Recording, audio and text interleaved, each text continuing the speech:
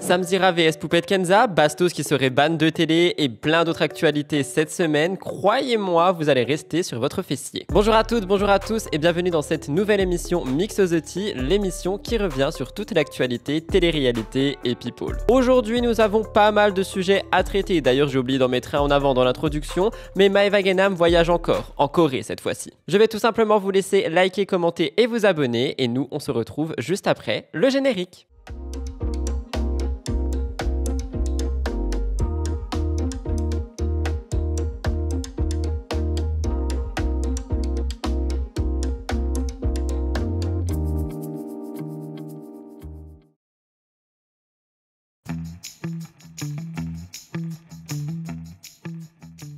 Comme chaque semaine, les amis, je commence avec une petite mise au point. Celle-ci comporte plusieurs points. Premièrement, vous le voyez à l'écran, je ne suis pas seul aujourd'hui. Mon camarade de toujours, Blue Blue le loup, est présent. En effet, j'ai failli m'étouffer, c'est parti, on commence. En effet, j'ai vraiment très envie de plus en plus lui apprendre à être calme en tournage pour pouvoir le prendre à chaque fois que je fais une vidéo ou une émission. Et d'ailleurs, cette fois-ci, MTT est filmé et monté le samedi, car au moment où vous le regardez, le dimanche, je ne suis pas là. Ça sent le gloss, mon chouchou, tu n'en veux pas. Le deuxième point de cette mise au point est que je ne sais pas si vous l'avez vu, mais sur la chaîne de Replay, nous avons un nouveau concept où en fait on fait pas mal de react par rapport aux stories et aux TikTok réels des candidats de télé. N'hésitez donc pas à nous rejoindre sur la chaîne de Replay, tout sera dans la barre d'infos. La mise au point, c'était tout pour cette semaine. On va commencer avec les stories de la semaine. Il y en a 3 et croyez-moi, une d'entre elles a été beaucoup demandée. C'est parti, jingle!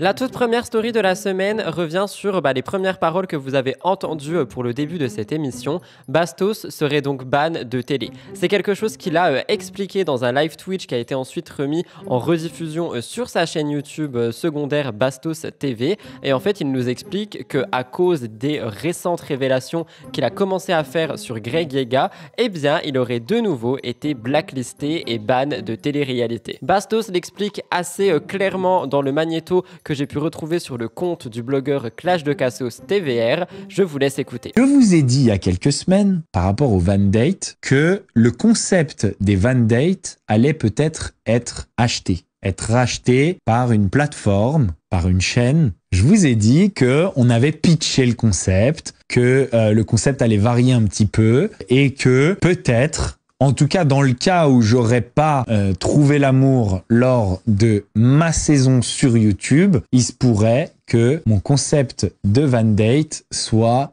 racheté par une plateforme. Il y a 5 jours, j'ai eu au téléphone la personne qui s'est occupée d'organiser le pitch de mes Van Date pour que ce soit vendu. Les amis, la plateforme était très intéressée. Sous une autre forme, c'était pas exactement la même forme de Van Date que moi, c'était un dérivé. Mais le fait que j'ai parlé de Greg bloque. La personne a osé dire ça. La personne de la chaîne a dit, il a parlé de Greg. Est-ce que vous vous rendez compte de ça? Donc, je résume pour vous. La personne ne s'intéresse pas, en tout cas pas auprès de moi, ne s'intéresse pas à ce que je sais, mais décide de ne pas travailler avec moi parce que j'en ai parlé. Ça commence à faire beaucoup. Puis bizarrement, on ne m'appelle pas, donc le même groupe, la même chaîne, on ne m'appelle pas pour les 50, on me refuse. Ça, je me dis qu'on m'a sûrement refusé pour la villa par rapport à ça aussi. Parce que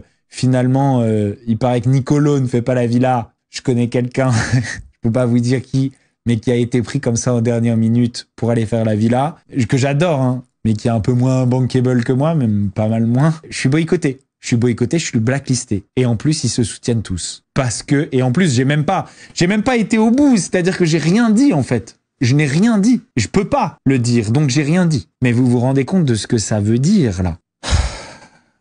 Alors, là, il y en a qui disent, mais quel intérêt ils ont à protéger Greg? Ils s'en foutent de Greg. Et d'ailleurs, il y a de grandes chances qu'ils se hâtent bien vite de l'écarter. Ils s'en foutent de protéger Greg. Ils se protègent eux-mêmes. Ils se protègent parce qu'à partir du moment où tu sais et que tu continues, tu cautionnes. Je peux aller encore plus loin et je vais aller encore plus loin. Je vais pas le faire maintenant. parce que je peux pas le faire maintenant. Encore une fois, je peux pas aller en prison. En fait, je peux pas vous dire, même si une personne me dit un truc, je peux pas vous dire ce que cette personne m'a dit, parce que cette personne peut dire j'ai jamais dit ça, diffamation. Vous comprenez ce que je veux dire? Et même si j'avais enregistré ces personnes à leur insu, ce que j'ai pensé à faire, je peux pas non plus parce que t'as pas le droit d'enregistrer une personne à son insu. Quand j'en ai parlé à ma communauté Twitch, nous avons eu pas mal de réactions. Il y a beaucoup de personnes qui pensent que Bastos est peut-être trop honnête pour les productions et que les productions en ont peur. D'autres se disent que la production peut directement être mêlée à ça, parce qu'en effet, si elle est au courant de ce que Greg a ou aurait fait et que la production ferme les yeux, eh bien, je pense qu'ils peuvent être complices. Vous me direz ce que vous en pensez, mais ce magnéto a fait parler, raison pour laquelle nous ouvrons le bal avec celui-ci. Il y a quelques semaines, je vous parlais de Camille Froment qui, malheureusement, faisait passer ses live match TikTok avant sa fille. Aujourd'hui, nous avons eu un nouveau magnéto qui prouverait une fois de plus que ce serait bel et bien le cas. Je vais vous le passer et je l'ai retrouvé sur le compte de Lily la Pestouille. Camille Froment aurait donc préféré son live TikTok alors que sa fille semblait avoir faim. Écoutez. Parle-moi de shit, à partir de 2002, je vais le mettre. Va ailleurs. Quoi? Je sais, mon bébé, ça cuit, tu l'entends? Les gars, attention, si mettez Léon Château, on va faire le match. Normalement, on a gagné le match, on regarde pour le prochain l'équipe. On va gagner un x5 normalement. Dans les 10 dernières secondes. Normalement, là, on gagne un x5 facile. Léger x5. Vous me direz ce que vous en pensez. Moi, je vous ai déjà parlé plusieurs fois de tous les dangers qu'il peut y avoir concernant TikTok. D'ailleurs, j'ai vu que Giuseppa n'allait plus sur l'application en ce moment à cause de toutes les critiques. TikTok est vraiment une application qui, je pense, a besoin d'une grande réglementation. Vous me direz si vous êtes d'accord avec moi.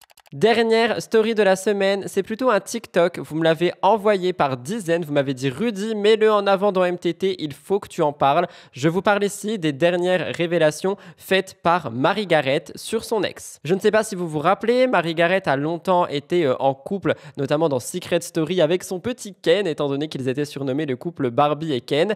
Et récemment, elle a fait quelques révélations sur lui. Le TikTok dure 4 minutes, je l'ai raccourci en 2 minutes, le plus important est à l'intérieur. Je vous laisse écouter. Et donc en fait, j'ai vu toutes ces vidéos et je me suis dit, mais en fait, ce que je pensais de lui, mais ça a été multiplié par 10. Alors en fait, qu'est-ce que j'ai fait tout à l'heure? Tout simplement, j'ai été chercher son réseau social. Visiblement, il m'avait bloqué sur Instagram. Donc j'ai été sur Facebook et je lui ai dit ce que je pensais. Je lui ai dit, mec, honnêtement, je t'ai jamais aimé, mais il vaut mieux pas qu'on se croise, quoi. Parce qu'il vaut mieux pas qu'on se croise en fait. C'est un mec sans vergogne, qui n'a pas de valeur, qui serait prêt à vendre père et mère. Et vraiment, je ne suis pas le genre de meuf à vous critiquer parce que je crois au karma. Je crois vraiment que quand on critique les gens et quand on dit des mauvaises choses sur les gens, bah, ça va tôt ou tard se retourner contre nous. Mais là, je suis obligée de partager ça avec vous en fait parce que c'est... Je comprends un peu mieux tous vos messages. Je ne m'étais absolument jamais regardée. Mais voilà, j'ai été contente parce que j'ai vu un passage des anges à Miami. Où au final, Samir lui disait, mais en fait, mec, tu me l'as fait dans le dos. Et si j'avais encore été là, j'aurais dit à Samir, bah tu vois, j'aurais dit à tous les habitants de la maison, mais vous voyez, il m'a fait la même chose l'année dernière. Donc en fait, c'était pas moi la tarée. Bon, bref, voilà, c'était la petite vidéo du soir. Putain, là, c'est en train de tourner, ça m'a balancé. Voilà, donc je tenais à vous le dire. Donc, pour toutes les personnes qui me demandent de ce qu'il devient, je m'en fous totalement. Moi, ça fait très très très longtemps que c'est fini avec lui. Je pense qu'à un moment donné, j'avais besoin, en fait... J'ai eu ce syndrome de l'abandon. J'ai été éloignée de ma famille. Et puis après, j'ai perdu mon papa. Et en fait, quand j'étais plus jeune, je savais pas ce que je voulais. Je savais pas ce que j'étais réellement. Et aujourd'hui, il a fallu que j'attende 38 ans pour savoir exactement ce que je veux et pour savoir ce que je ne veux pas. Et je veux tout simplement un acolyte. Je veux quelqu'un qui pourra me regarder avec des étoiles dans les yeux quand je serai en train de faire la débile. Parce que je m'invente des sketchs le soir, des fois ça m'arrive. Et voilà, si je me roule par terre et si je suis malade, quelqu'un qui m'aimera toujours. Et même si je sens pas bon, qui aimera toujours mon odeur. Et en fait, c'est ça finalement. C'est ça la vérité de l'amour. La passion, je suis une passionnée. Donc voilà, je vous en ai dit un petit peu plus sur moi ce soir. Donc j'espère que j'aurai répondu à beaucoup de vos questions. Je vous embrasse très fort et je vous dis à plus tard. Ce magnéto me fait juste penser à quelque chose, c'est que malgré le temps qui passe, effectivement, nous pouvons avoir de nouvelles révélations par rapport à des histoires passées ou alors à des candidats qui n'en sont même plus. Vous me direz si vous avez vu ce magnéto et évidemment votre pensée par rapport à celui-ci dans mon espace commentaire. Dernière story de la semaine rajoutée après le tournage de l'émission. Je viens de voir ce qui s'est passé avec Sébastien Pinelli. Je voulais quand même le mettre en avant ici. Donc j'envoie un énorme message de soutien. Il a posté un post sur Instagram. Je vais tout simplement vous le lire pour vraiment rester sur ce qu'il s'est passé. Il a dit « Bon, il est temps de vous l'annoncer. Je suis actuellement à l'hôpital. On vient de m'opérer d'urgence du cœur. Ils ont détecté une maladie que seulement 1% de la population a. C'est une opération très lourde à cœur ouvert qui nécessite d'ouvrir le torse, casser le sternum dans la longueur, arrêter le cœur, le placer sur une machine et l'ouvrir pour y changer la valve aortique.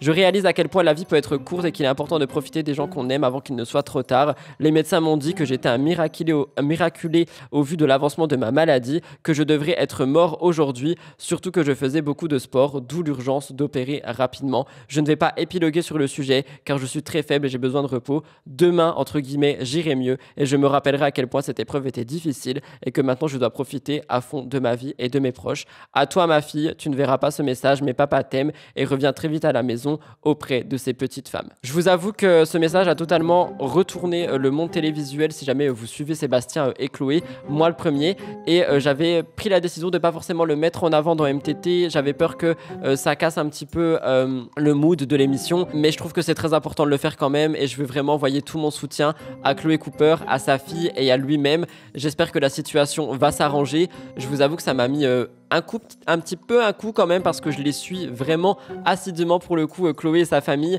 et c'est quelque chose qui m'a beaucoup touché, comme quoi effectivement quand on dit qu'on peut s'attacher aux créateurs de contenu et aux influenceurs, c'est le cas. J'espère que Sébastien ira mieux, mais je voulais quand même vous rajouter à la fin de l'émission cette story de la semaine en voix off pour le début d'émission. Voilà tout le monde pour les stories de la semaine. On va passer au top actu dans un instant. Avant ça, comme d'habitude, comme chaque semaine, je fais un appel au like dans MTT. N'oubliez vraiment pas de déposer votre plus beau like sous la vidéo ainsi qu'un commentaire. Il y a beaucoup de personnes qui me demandent si juste un cœur dans les commentaires ça aide pour l'algorithme. Sachez que oui, l'important c'est vraiment de nourrir YouTube avec des interactions, donc un like, un commentaire, ça aide grandement à faire développer l'émission. Vous le faites chaque semaine, je le vois et je vous en remercie, et c'est la raison pour laquelle je continue à faire ces call to action chaque semaine. Merci à celles et ceux qui prendront les quelques secondes pour mettre un like et un commentaire, et nous passons tout de suite au top actu.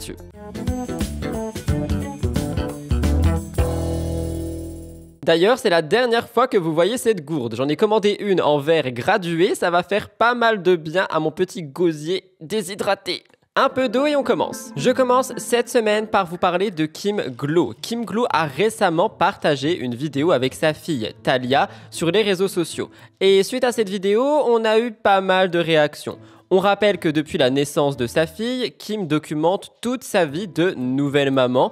Elle partage tous les défis qu'elle rencontre dans ce nouveau rôle et elle partage chaque moment de sa maternité avec ses abonnés. D'ailleurs, elle en a beaucoup, 1,2 million sur Instagram. La vidéo dont je vous parle montre Kim dans la chambre de Talia et apparemment, elle est très enthousiaste d'observer sa fille se tenir assise toute seule à l'âge de 6 mois. Kim Glow montre une certaine fierté et une certaine joie devant les progrès qui ont été faits par Talia, et cette vidéo a fait beaucoup parler parce que beaucoup ont dit que Kim Glow pensait que sa fille était un génie alors que beaucoup d'enfants pouvaient se tenir assis dès l'âge de 6 mois. Il y a des commentaires qui ont été assez méchants, assez sévères et que Kim Glow serait prétentieuse selon eux. D'autres internautes, eux, ont été beaucoup plus compréhensifs. Ils ont dit que Kim Glow avait tout à fait raison d'être fière de sa fille et des accomplissements de celle-ci. Ils soutiennent Kim en disant que tout simplement c'est une maman qui est fière et qu'on ne peut rien dire à ça. Personnellement, si je dois prendre la parole par rapport à ce magnéto, je vous dirais qu'une fois de plus, on expose un enfant pour nous montrer des progrès, alors que je pense qu'un simple post aurait pu suffire. Regardez la vidéo. J'y crois pas, elle tient assise toute seule. Non mais regardez, là, ma fille tient assise toute seule à 6 mois. Ma fille, tu tiens assise. Elle tient assise. Vous me direz votre pensée dans l'espace commentaire. Personnellement, je trouve qu'une fois de plus, on est sur une surexposition des enfants.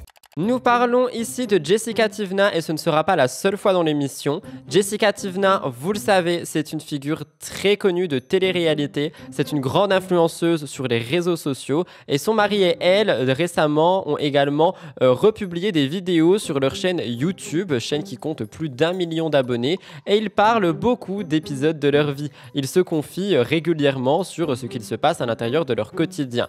D'ailleurs, récemment, récemment, il y a eu une vidéo dont on va parler tout à l'heure par rapport à Maddy, mais ici je vous parle de Jessica Tivna seule qui a malheureusement eu une crise de larmes suite à tout ce qu'il se passe autour de Héloïse Appel. Je vous rappelle que Héloïse Appel est malade, elle a un cancer du sein et même si elle a le soutien de son compagnon et de sa famille, il est vrai que son parcours est quand même assez délicat parce qu'il est mis en avant, donc beaucoup de personnes sont touchées par ce qu'il se passe. Moi le premier, je vous en ai déjà parlé, peut-être un peu pour ça que je bégaye d'ailleurs, mais Jessica Tivna aussi a été touchée par cette situation, étant donné que dans les épisodes récents de C'est la famille, que d'ailleurs je ne regarde plus du tout, Héloïse Appel fait donc son annonce par rapport à sa maladie. Jessica Tivna a donc pris la parole le 21 mai par rapport à ça. Elle est apparue en larmes sur les réseaux sociaux parce que cette situation la touche au plus haut point. Je vous laisse écouter. Quand je vous dis, on regarde C'est la famille, on rigole, je suis en chiale, enfin on est tous les deux. Je sais pas, on était en retard des épisodes et là on tombe sur Héloïse et Naka. Je suis bouleversée. C'est terrible. Mais bon, c'est un message hyper préventif et je trouve ça vraiment courageux de sa part qu'elle partage et qu'elle donne ce message préventif, quoi. Bon, je vous dis à demain. Mais voilà, je vous dis, c'est la famille, c'est la vraie vie, quoi. Jessica dit que Héloïse est très courageuse, elle dit qu'elle est admirable et que surtout c'est une grande battante. Et d'ailleurs, j'ai pu retrouver un magnéto de Héloïse Appel qui donne quelques nouvelles par rapport à sa maladie. Vous savez que j'aime bien vous les donner dans MTT, donc je vous laisse regarder. J'espère que vous allez bien. Bon, je vous ai pas fait de story ces derniers jours, j'ai été un petit peu absente. Mais voilà, pour rien vous cacher, j'étais un peu contrariée ces derniers jours. Et j'avais ni envie de prendre mon téléphone et de faire semblant, et ni j'avais envie de prendre mon téléphone et de vous apporter de la négativité. Donc voilà, j'ai préféré couper un petit peu, surtout que mon maître d'ordre, mon mot d'ordre depuis le début que je suis malade, c'est de tirer un enseignement positif de chaque chose que je vis. C'est d'être positif au maximum et de vous apporter un maximum de positivité. Donc voilà, c'était pas pour prendre mon téléphone alors que j'étais contrariée, ça n'avait aucun sens.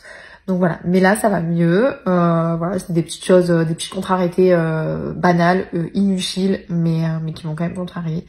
Mais voilà, mais rien de bien grave. Tout est rentré dans l'ordre, donc c'est le principal. Et rien à voir. Attendez, je voulais vous montrer ça. J'ai des cheveux.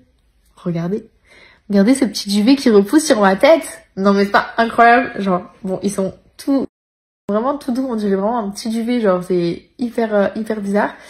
Mais du coup je vais devoir les re-raser parce que en fait là du coup mes cheveux repoussent sous chimio, donc mes cheveux ont de la chimio et du coup je vais les re-raser jusqu'à ma dernière chimio. À ma dernière chimio je les re-raserai une dernière fois encore pour du coup repartir sur une base totalement saine. Donc voilà, mais j'ai quand même des cheveux les gars, c'est ouf, genre j'ai des petits cheveux qui repoussent. Enfin voilà, et du coup j'ai des poils aussi qui repoussent. Là je sais pas si vous voyez, mais il me restait que ici où j'avais des poils aux sourcils. Vous voyez, là j'ai des mini poils qui repoussent aussi, mais sinon j'avais que ici la queue du sourcil qui me restait en vrai poil. J'en avais plus beaucoup et du coup mes cils vont peut-être pouvoir repousser aussi. Enfin voilà, et du coup il y a d'autres endroits où mes poils ont repoussé aussi. Ça c'est le côté moins sympa parce que je vais devoir du coup me raser les jambes et tout, alors que du coup je me rasais plus les jambes, plus les aisselles et tout parce que j'avais plus de poils, j'avais plus besoin. Mais là du coup voilà, mais bon, c'est quand même cool parce que du coup je vais pouvoir récupérer des sourcils. Bah oui, ça c'est pas mal. Parce que là à chaque fois, je me suis mis le doigt dans l'œil. Parce que là vous me voyez à chaque fois avec des sourcils, mais c'est juste c'est du crayon. Parce que là du coup j'ai que ça de sourcils. Voilà, donc c'est plutôt cool. Voilà. En tout cas, j'espère que ça va. Ça me fait quand même super plaisir de vous parler. Je vous jure, à chaque fois, ça me fait trop du bien de vous retrouver et de parler avec vous et tout. Encore une fois, un énorme courage pour Héloïse et je trouve que la réaction de Jessica Tivna nous montre simplement qu'elle est humaine. Le 77e Festival de Cannes a fait tellement de bruit les amis, j'ai un gros dossier dessus à la fin de l'émission. Il est vrai que les influenceurs ont attiré pas mal l'œil des médias, des blogueurs et aussi des journalistes. Il y a beaucoup de personnes qui ont critiqué la présence des personnalités publiques sur le tapis rouge, disant qu'ils n'avaient aucun lien avec le cinéma. Mais ça, on en parle dans les gros dossiers à la fin de l'émission. On a quand même eu une ribambelle de candidats et de candidates de télé au Festival de Cannes, dont Nabila et Thomas Vergara. Et d'ailleurs, quelque chose a impliqué les deux, étant donné qu'une vidéo est sortie où nous voyons Nabila et Thomas qui se feraient refuser l'entrée d'un restaurant sur la Croisette, et ça a fait rapidement le tour des réseaux sociaux. Les réactions ne se sont pas faites attendre, on a eu beaucoup d'internautes qui se réjouissaient de cette situation, disant que c'était un petit peu comme un ras-le-bol de voir Nabila et Thomas absolument partout. Je vous laisse regarder.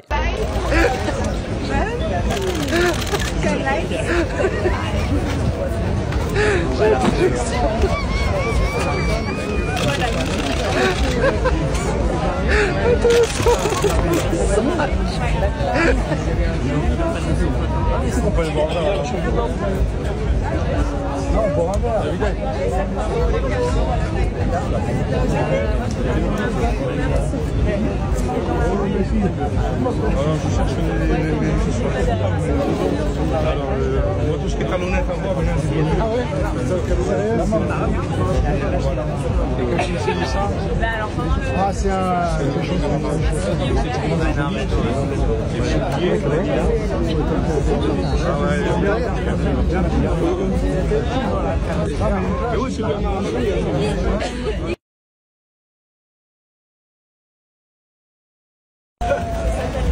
On a eu des commentaires du style « Non mais cette scène MDR refoulée de terrasse en terrasse ». Cannes en a clairement marre de ces influenceurs qui n'ont rien fait de spécial dans leur vie et qui salissent leur image d'endroit classe. Ils les boycottent tous. Face à toute cette situation, il y a quelqu'un qui a pris la parole. Nabila elle-même, soulignant le point qui est qu'elle a tout simplement pas été refusée dans ce restaurant, tout simplement le restaurant était complet, elle a écrit surtout un restaurant fermé. Cette déclaration montre que Nabila chercherait à calmer justement toutes les rumeurs qu'il y aurait autour des influenceurs à Cannes, mais ça n'a pas satisfait les internautes. Vous me direz ce que vous en pensez, moi je pense que c'est totalement possible que le restaurant soit bondé ou qu'il soit fermé, mais beaucoup d'internautes n'y croient pas. Peut-être suis-je trop naïf. J'ai un poil ici, tu m'étonnes, avec Blue dans le bureau.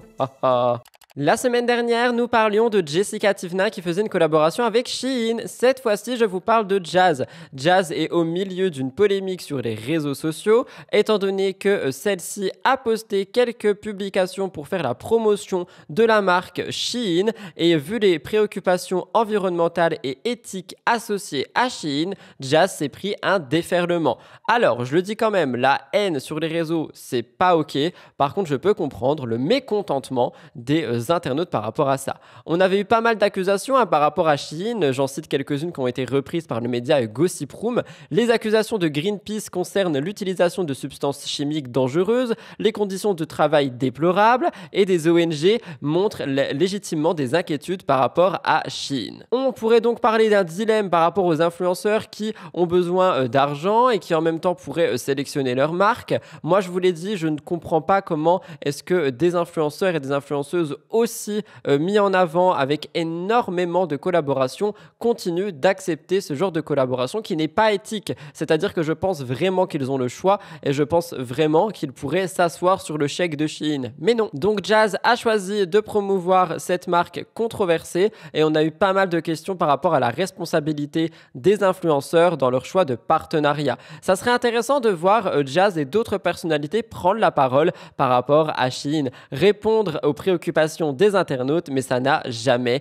été fait. Si vous voulez des chiffres, Stand Earth a noté dans son rapport Clean Energy Close Up 2024 que les émissions absolues de carbone de cette marque ont augmenté de 50% au cours de l'année. L'ONG suisse Public Eye alertait déjà sur les conditions de travail des nombreux sous-traitants de l'entreprise avec des cadences qui pourraient atteindre 75 heures par semaine pour un seul jour de congé par mois. Oui, c'est de ça dont on parle quand on parle de problèmes environnementaux ou alors de personnes qui sont littéralement maltraités à l'intérieur de cette entreprise. À côté de ça, pour la famille Correa, j'ai également vu que Laurent avait fait un petit magnéto énervé. Des personnes lui devraient de l'argent. Vous m'avez demandé de vous le mettre en avant. Je vous laisse écouter. Je vais mettre vos têtes ici, là, tous ceux qui me doivent de l'argent et qui vivent leur vie dehors comme si de rien n'était.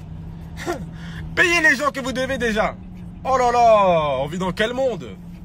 Je termine le top actu avec Polska. Polska a souvent été mise un petit peu dans la sauce par rapport à sa présence dans TPMP, mais il y a quand même beaucoup de personnes qui adorent la voir, qui adorent ses prises de parole et qui adorent surtout comment Polska aime régler ses comptes avec les personnes qui sont autour de la table ou alors les invités. Récemment, elle a interrogé Marion Maréchal sur son opinion à propos de la chanteuse Aya Nakamura, suspectant l'ancienne députée d'avoir une aversion particulière pour elle. Alors je ne sais pas si vous aviez entendu la prise de parole de Marion Maréchal qui disait des choses absolument atroces sur Aya, et je rappelle également en parallèle que Aya est pressentie pour chanter à la cérémonie d'ouverture des JO, quelque chose qui fait beaucoup parler depuis maintenant des mois. Eh bien Marion Maréchal, candidate au Parlement européen, avait exprimé quelques réserves. Selon elle, les paroles vulgaires de Aya Nakamura et le fait qu'elle ne sache pas, selon elle, utiliser la langue française ne rendent pas justice à l'une des plus belles langues du monde. Elle estimait également que le parcours de Aya ne faisait pas office de modèle, citant notamment la chanson Love d'un voyou, qui selon elle ferait l'apologie des narcotrafiquants ainsi que la violence conjugale. Elle disait: si ça avait été un homme, tout le monde autour de ce plateau aurait été indigné qu'un homme qui a été condamné pour des violences conjugales puisse représenter la France. Cyril Hanouna a même partagé ce point de vue, et cette discussion a été un petit peu remise en avant par Polska dans TPMP. Je vous laisse écouter. Vous dites que Aya Nakamura ne représente pas la France, mais par exemple quand on regarde les sondages, vous ne représentez pas non plus énormément de Français. Donc je pense que mais moi je chante pas l'euro, je chante pas au JO. Oui, mais je pense que vous n'êtes pas légitime à dire qu'elle ne représente pas la France, parce que si elle ne représente pas vous, mais elle représente énormément de Français. Donc je pense que c'est juste une Alors haine, je pense qu'elle donne son avis comme tous les Français en fait. Non, mais d'ailleurs c'est pas personnel contre Aya Nakamura. Ce que je suis en train de vous dire, si vous voulez, c'est que quand vous êtes à la cérémonie d'ouverture des JO, vous représentez la France et vous êtes une vitrine pour la France. Donc vous êtes censé pouvoir d'ailleurs faire consensus auprès des Français, tout le monde doit pouvoir se retrouver. Et moi, je considère qu'aujourd'hui, cette chanteuse, de par la vulgarité de ses textes, voilà, bon, disons-le, je vous avais choqué la fois dernière en disant qu'elle parlait de levrette dans ses textes, mais c'est quand même une réalité. Par les chanteurs à l'époque, ils parlaient de trucs comme ça aussi, un français qui n'est pas du tout un français correct, voilà, parce qu'on a quand même l'une des plus belles langues du monde, j'aimerais bien qu'on puisse la valoriser. Un parcours qui est pour moi pas un parcours de vitrine, c'est-à-dire qu'elle commence en se faisant connaître par une chanson dans laquelle elle raconte parfaitement son droit, et vous avez parfaitement le droit d'aimer et d'écouter, c'est pas mon sujet. Mais elle commence par cette chanson où elle parle d'une romance avec un narcotrafiquant. Je veux dire, quand on voit aujourd'hui qu'on a des agents pénitentiaires qui se font tuer en fait par des narcotrafiquants, je suis pas sûre qu'aujourd'hui valoriser l'apologie de la drogue soit une bonne chose. Quand on sait qu'elle a été condamnée pour des violences conjugales, excusez-moi, si ça avait été un homme, je pense que si ça avait été un homme, tout le monde autour de ce plateau aurait été indigné qu'un homme qui a été condamné pour des violences conjugales puisse représenter la France. Je suis désolée, à l'époque, il y avait des chanteurs, ils chantaient des choses super graves contre les femmes, et pourtant, ils représentent bien la France. N'hésitez pas à me donner vos réactions dans les commentaires par rapport à tout ça. Je vous demanderai effectivement le plus grand respect du monde. Voilà tout le monde pour le top actu de cette semaine. N'oubliez pas de liker, commenter et vous abonner comme je vous l'ai demandé pour les stories de la semaine. On va se retrouver tout de suite pour la nouvelle rubrique Mon avis sûr. En attendant, je vous laisse avec le jingle.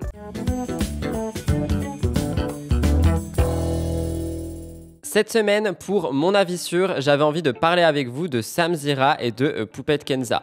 Alors, je ne sais pas si vous l'avez vu, mais récemment, Samzira aurait invité Poupette Kenza sur son plateau pour réagir à de nombreuses choses qui se passent autour d'elle, comme le fait qu'elle a eu des remarques antisémites et puis ensuite qu'elle avait réagi à ça dans sa voiture. Et donc, l'équipe de Samzira aurait contacté Poupette Kenza sur les réseaux sociaux. Poupette Kenza a partagé le message dans son canal Instagram et elle a aussi partagé quelques audios qui ont fait réagir. Je vous laisse écouter. Il y a des fugitifs, ils ont tué des gardes de l'armée pénitentiaire, enfin des gardes pénitentiaires, des futurs papas, des futurs maris.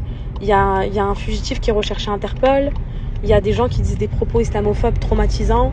Il y a le pays qui est en guerre et là, c'est encore moi que monsieur Jean-Marc Morandini met sur ses plateaux aujourd'hui, 15 ans après la guerre, et c'est à moi qu'on demande des interviews. Mais purée, mais sont où les priorités des gens là? Je comprends pas, elles sont où? Enfin, faut me laisser tranquille là, je vais vraiment, faut me laisser là. Maintenant, avec le temps, vous êtes plus dupes du tout. Sachez que tous ces gens, ces blogueurs qui me terminent ou qui terminent les marques, etc. Alors, je vais vous expliquer. Tu peux mon bébé fermer la fenêtre? Merci mon petit cœur.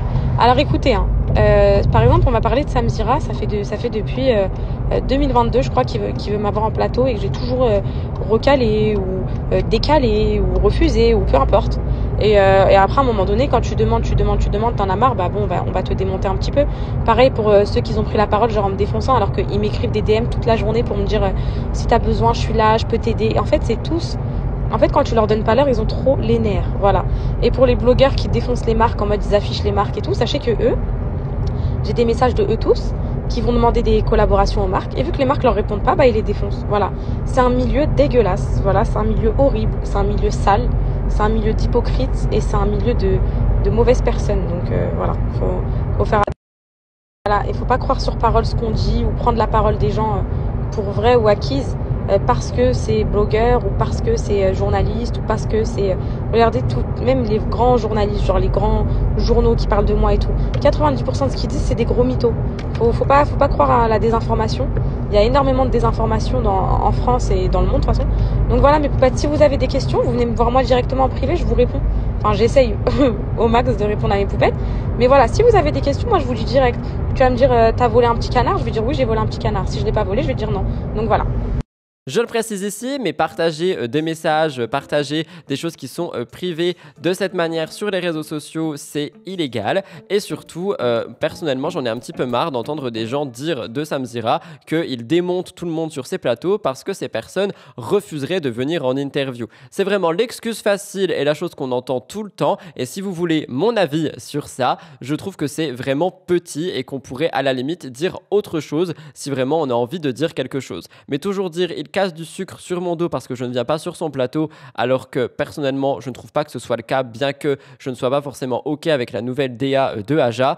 Je pense quand même qu'il faut mettre un petit peu d'eau dans son vin. À côté de ça, nous avons eu Samzira qui lui aussi a réagi en story Instagram, justement expliquant le côté illégal de Poupette Kenza qui montre des messages sur les réseaux sociaux. Je vous laisse écouter. Alors apparemment Poupette sur ses réseaux sociaux balance des conversations privées, soit dit en passant c'est interdit par la loi, et en plus nous n'avons strictement rien à nous reprocher car nous sommes au travail en train de construire l'émission de mercredi Aja 182. Alors je vais vous dire une chose, je ne réagirai à rien de ce que dit cette jeune femme, ni maintenant, ni aujourd'hui. Je réagirai à chacune de ses déclarations, je vous dirai tout mercredi sur Aja parce qu'on a un sujet sur les propos choquants et les propos discriminatoires qu'a tenu Poupette Kenza. Mercredi, on a un sujet là-dessus et je réagirai à ses propos et je réagirai aux mensonges qu'elle profère et à ce qu'elle est en train de dire dès mercredi dans l'émission en direct sur Twitch. Ce sera à partir de 19h30 et en replay sur YouTube. Ouais, c'est inacceptable les propos. Oui, c'est inacceptable de dire je ne travaille pas avec les juifs, au même titre que ce serait inacceptable si on avait entendu je ne travaille pas avec les noirs, ou je ne travaille pas avec les asiatiques, ou je ne travaille pas avec les gays. Ce sont des propos inacceptables et cette jeune femme cumule et cumule et cumule. Pour le reste, pourquoi je l'ai contactée pour lui permettre de s'exprimer par rapport à cette déclaration et dans la foulée elle a mis les messages que mon équipe lui a envoyés. Tout ça, je vous l'expliquerai, je reviendrai en détail là-dessus. Mercredi, je vous expliquerai tout de A à Z, du tweet que j'ai formulé jusqu'à le pétage de plomb de Poupette sur ses réseaux, où en plus elle divulgue des conversations privées. Par rapport à cette story, si vous voulez mon avis sur celle-ci, j'ai deux choses à dire. Premièrement, je suis totalement d'accord avec Samzira qui a le droit de péter un coup de gueule et a le droit d'expliquer que il n'y a pas à dire ce genre de choses, et surtout que c'était dans le cadre de son travail qu'il voulait tout simplement inviter Poupette sur son plateau. Mais surtout, si vous écoutez bien, il fait aussi un petit peu de publicité commerciale par rapport à son émission. Donc attention, je parle pas d'une collaboration, je parle vraiment de pub dans le style venez voir mon émission. Effectivement, il sait très bien manier la communication aujourd'hui, Samzira, et c'est ce qu'il fait ici en expliquant très clairement qu'il va en parler sur son émission Aja et que donc il faut venir regarder pour avoir la suite. Donc d'un œil un petit peu expert en réseaux sociaux, je trouve que c'est très bien fait de réagir sur une énorme polémique autour d'une très grande personnalité pour dire dire nanana, venez voir, je vais en parler. Plutôt pas mal et je voulais le mettre en avant ici. Vous me donnerez votre avis sur Samzira et Poupette Kenza, c'était le mien.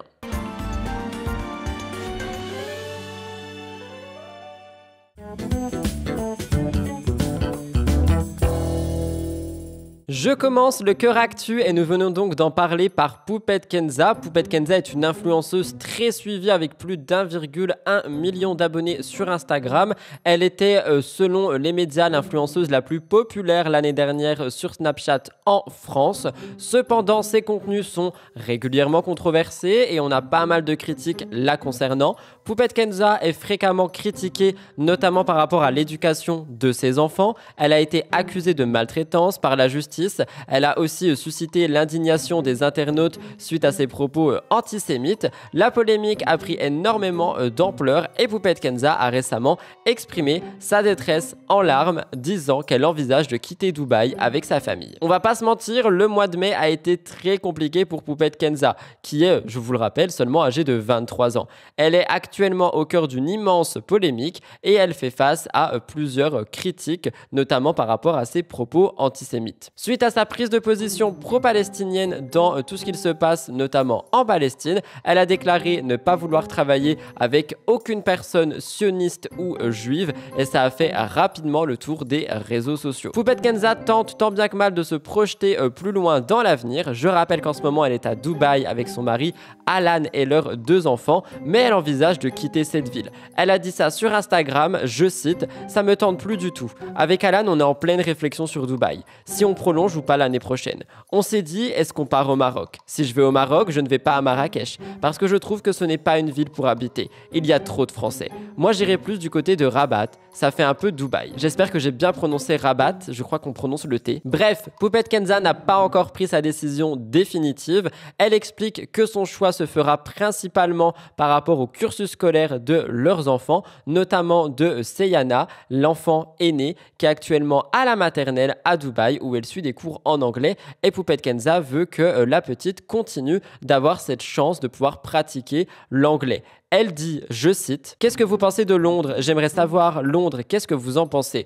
On s'est dit qu'on les réinscrit en septembre ou on fait Londres. Pendant qu'elle est petite, il faut qu'on se stabilise. Et en fait, j'ai pas vraiment envie de la garder à Dubaï jusqu'à 6-7 ans. Qu'est-ce que vous en pensez de s'expatrier à Londres ?» Poupette Kenza semble être incertaine de son choix pour le moment, raison pour laquelle elle sollicite l'avis de sa communauté sur les réseaux sociaux, mais surtout, ce que j'ai trouvé intéressant, c'est qu'elle qualifie Dubaï de prison dorée. Est-ce que les influenceurs et les influenceuses vont commencer à se rendre compte que Dubaï n'est pas seulement un paradis sur terre? Je pense que ça peut arriver. Comme vous l'avez compris, elle envisage donc Rabat ou Casablanca, 2 villes marocaines modernes, mais Londres pourrait être sa prochaine destination. Alors pour réagir, quand j'ai vu un petit peu ça passer, j'ai vu qu'il y avait beaucoup de personnes qui parlaient un petit peu d'une fuite en fait, comme si Poupette Kenza fuyait ses responsabilités, que ce soit à Dubaï, en France ou peu importe, mais je pense que le temps que dans toute façon elle sera sur les réseaux sociaux avec un public principalement francophone, eh bien on entendra toujours parler d'elle, peu importe où elle est dans le monde. Quoi qu'il en soit, vous me direz ce que vous en pensez. Je pense personnellement qu'elle semble avoir besoin d'un nouveau départ. Nicolas Lodzina a énormément changé au fil des années depuis sa première télé. Les internautes lui font remarquer, parfois d'une manière positive, parfois d'une manière négative. Aujourd'hui, Nicolas est papa. On rappelle qu'il avait pris quelques kilos et qu'on avait eu pas mal de commentaires grossophobes par rapport à ça. Il y avait aussi beaucoup de personnes qui pensaient que c'était pour cette raison que Laura Lempicka l'aurait quitté alors qu'ils se sont séparés d'un commun accord. Et ces critiques incessantes sur le physique de Nicolas, a vraiment, ça l'a beaucoup affecté. Raison pour laquelle, comme je vous l'ai déjà expliqué, que ça soit positif ou négatif, je pense que si on ne demande pas l'avis par rapport à un physique, on ne devrait pas émettre de critiques. À plusieurs reprises, Nicolas Lodzina a montré sa détresse face aux messages qu'il recevait et ça s'est aggravé il y a quelques temps. Rappelez-vous, son frère avait été ciblé. Malgré tout ça, Nicolas veut reprendre sa vie en main. Il se sentait mal dans sa peau, donc il a voulu changer les choses. Il voulait retrouver sa silhouette d'avant, donc il avait fait beaucoup d'efforts. Il y a quelques temps, rappelez-vous, il avait même participé à une retraite avec ses amis pour une télé-réalité où il mangeait de manière très stricte. Plus récemment, il s'envole pour la Turquie, il subit une nouvelle opération de chirurgie esthétique pour enlever sa calvitie. Et d'ailleurs, les téléspectateurs de l'émission The Power ont remarqué que sa repousse était assez étrange et Nicolas avait lui-même confié qu'il se sentait très mal à l'aise sur ce tournage de par son physique. Mais avec le temps, il commence à avoir des résultats. Que ce soit par rapport à ses cheveux ou par rapport à sa silhouette, c'est une transformation qui est impressionnante et qui a été mise en avant sur les réseaux sociaux. Et aujourd'hui, il retrouve confiance en lui. Il a montré tout ça dans une vidéo TikTok que je vais vous laisser regarder, mais avant ça, écoutez un petit peu les commentaires qu'il y a eu. Glow up ma star, incroyable. T'es en plein glow up de qualité. Bravo Nicolas, incroyable, continue comme ça. Bien sûr, comme je vous le dis, je pense sincèrement que si on ne demande pas l'avis, il n'y a pas à émettre des critiques positives ou négatives, bien que je pense qu'on puisse me contredire. Mais pour le coup, je trouve quand même que c'est beau étant donné tout le mal qu'il ressentait par rapport à son physique ces dernières semaines, ces derniers mois, peut-être même ces dernières années. Je vous laisse écouter.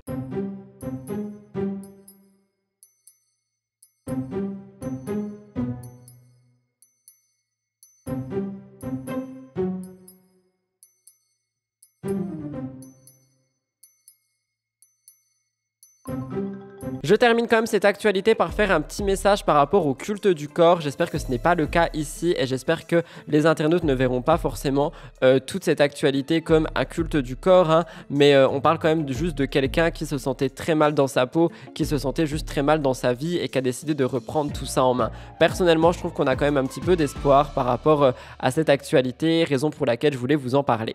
Nadège et Emmanuel, épisode 6, saison 2. On rappelle qu'ils ont captivé l'attention de tous les médias et de tous les réseaux sociaux avec des révélations très choquantes.